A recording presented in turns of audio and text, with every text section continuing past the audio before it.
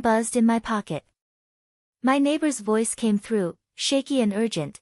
There are strangers inside your house. For a second, I froze. My house. The one I had secretly bought, the one I had dreamed about for years. My heart started racing. I rushed to open the security app on my phone, and what I saw made my stomach twist. Strangers were inside, walking through the living room, opening doors, moving like they belonged there. One of them even sat on my couch with a drink in hand, as if this was their home. This wasn't just trespassing. This was invasion. My dream house, the place I had kept hidden from everyone, suddenly felt like a stage for a nightmare. Questions stormed my head. How did they get in? Who told them? Was this random or planned? As I zoomed in on the footage, I noticed something chilling. They weren't searching like thieves. They were unpacking. A woman placed a framed photo on the shelf. A man carried in boxes. My house, my dream, was being claimed by strangers right in front of me. I clenched my fists. I couldn't stay silent. The dream house I worked for, sacrificed for, was slipping away. And the people inside weren't scared. They were confident. That's when I knew, this wasn't an accident. Someone had set this up. And I was about to find out who. My hands shook as I rewound the footage. Every second revealed something worse. The man wasn't just walking around, he had a set of keys. He slipped them casually into his pocket like he owned the place. My breath caught. Keys? How could they have keys? Then the woman appeared again, carrying a box. She placed it on the counter and pulled out dishes, arranging them neatly in the cabinets. It didn't look like a robbery at all, it looked like they were moving in. My chest tightened as I realized they weren't afraid of being caught. They believed they belonged there. I zoomed closer to the screen, desperate for answers. That's when I noticed the photo she had placed earlier. It wasn't random. It was a family portrait, their family, smiling in front of my house. My stomach dropped.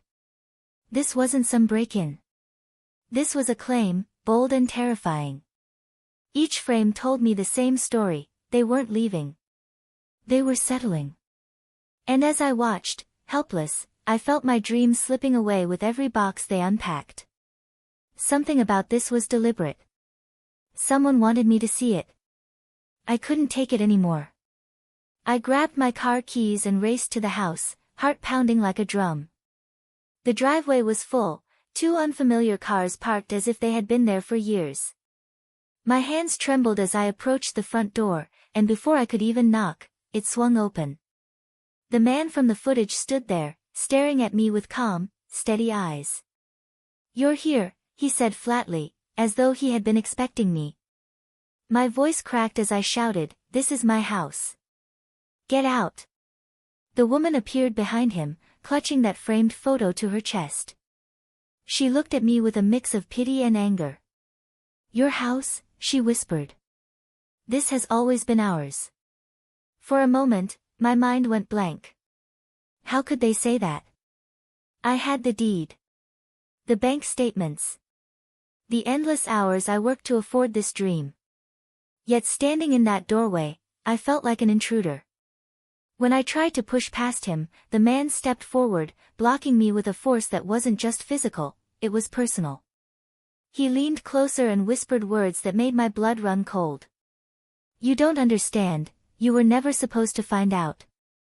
My anger gave way to confusion, and confusion soon turned into fear. I pulled out my phone and opened the documents I had saved, the deed, the receipts, everything that proved this house was mine. But when I showed them, the woman only shook her head. "Look closer," she whispered. Her words echoed in my ears as I scrolled through the files. My stomach dropped. The signatures, they weren't mine. They looked almost identical, but the curves of the letters were off, as if someone had studied my handwriting and forged it perfectly.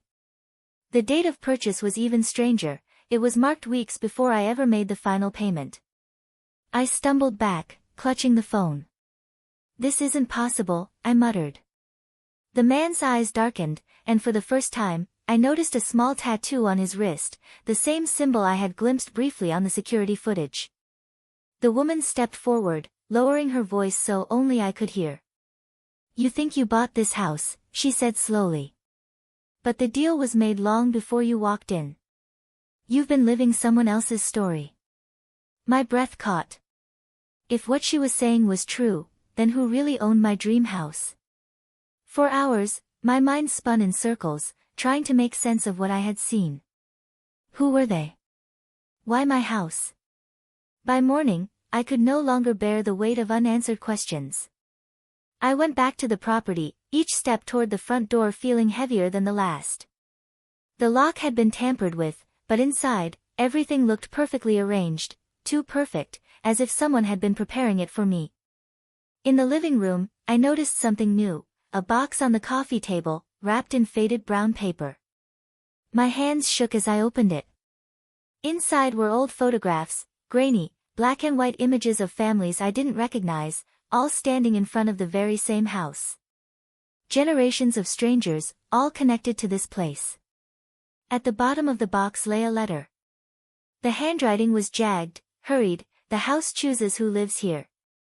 But it never forgets who lived before. We never really leave." Suddenly, it all made sense, the shadows, the figures, the smile aimed at the camera. They weren't intruders. They were still here. Watching.